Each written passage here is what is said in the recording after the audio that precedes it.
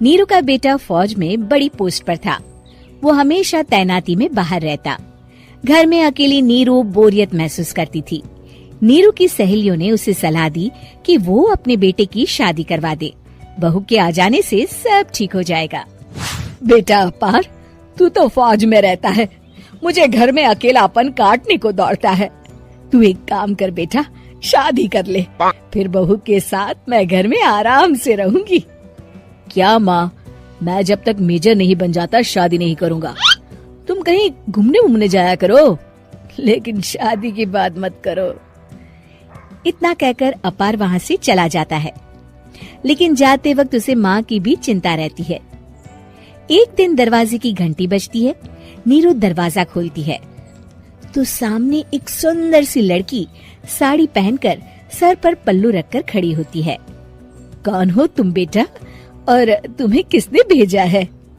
मेरा नाम कंचन है और मैं आपके बेटे अपार की बीवी और आपकी बहू हूँ। तभी घर का फोन बजता है। नीरू फोन उठाती है तो अपार का फोन होता है। माँ, कंचन आ गई।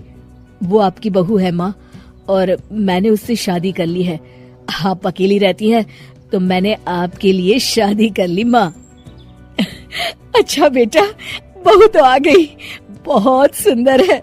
अब ना मैं आराम से घर में खुश रहूंगी। इतना कहकर नीरू जैसे ही कंचन की तरफ देखती है, वो उसके पैर छूती है। नीरू कंचन को आशीर्वाद देकर गले लगा लेती है। अगली सुबह नीरू सोकर उठती है तो अरे, सारा घर कितना चमक रहा है। इतनी सुबह घर का सारा काम किसने किया? तभी कंचन हाथ में स्वादिष्ट नाश्ता और चाय लेकर आती है और टिपॉय पर रखकर कंचन के पैर छूती है। बहू को देखकर नीरू काफी खुश हो जाती है। वो कंचन से कहती है, कंचन बेटा, आज मेरे घर में किटी पार्टी है, तुम मेरी सहेलियों के लिए कुछ अच्छा बना लेना। माँ, मुझे अच्छा बनाना नहीं आता, आप बता दीजिए, मैं बना दूंगी। अरे मैं भी तो नहीं जानती। ऐसा कर, शाम को इटालियन खाना, सी फूड और हाँ, चाइनीज खाना बना लेना, ठीक है? कंचन नीरू की बात सुनकर खुश हो जाती है। हाँ माँ, मैं तो ये सब बना सकती हूँ, आप चिंता ना करें। शाम को नीरू की सहेलियां आती हैं, जहाँ कंचन अकेले बनाए स्वादिष्ट खाना बनाकर खिलाती है। वो सारी सफाई कर सबको खुश कर देती है।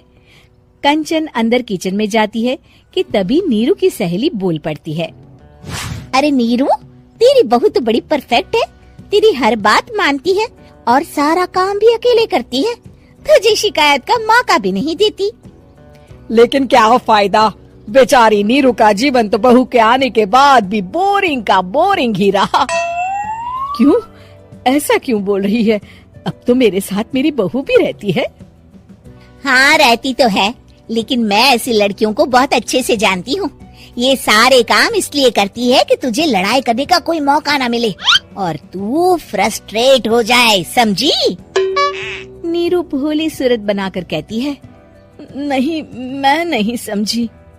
अरे, घर में सास बहू की लड़ाई ना हो तो घर भी भला घर लगता है क्या? मेरे घर में ही ले ले।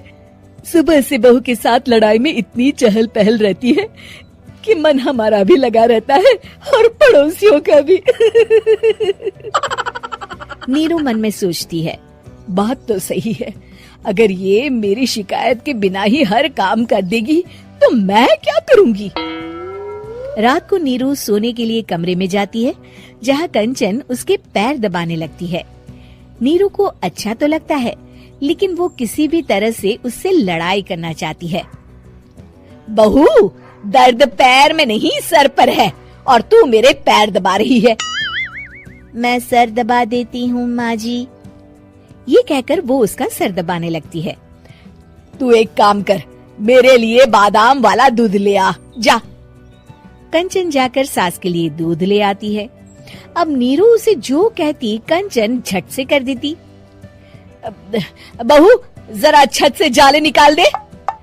जी माँ जी। कंचन 5 मिनट में ही पूरे घर के जाले साफ कर देती है। नीरू तो देखती की देखती ही रह जाती है। कमाल है, ये तो हर काम कर रही है। तरस गई मैं तो इससे लड़ाई करने को। इतना कह के नीरू चली जाती है। नीरू को एक दिन कंचन पर इतना गुस्सा आता है कि वो सोच लेती है आज तो उससे लड़कर ही रहेगी। मौका देखकर नीरू कंचन को पैर से लंगड़ी देकर गिरा देती है, जिसके बाद जो होता है नीरू को विश्वास ही नहीं होता।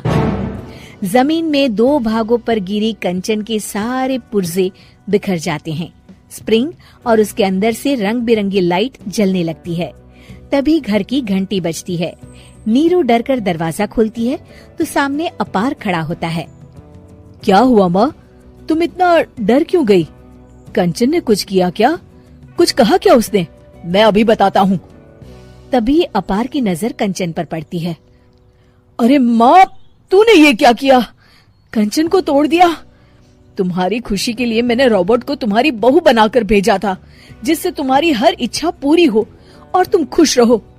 माँ, ये तो इंसान थी भी नहीं, इससे तो गलती हो ही नहीं सकती थी। फिर आपने इसे क्यों तोड़ा? क्या गलती थी इसकी माँ? बेटा, इसकी सबसे बड़ी गलती ये थी कि ये इंसानों की तरह सास से लड़ाई नहीं करती थी। अपार माँ की बात सुनकर हैरान रह जाता है।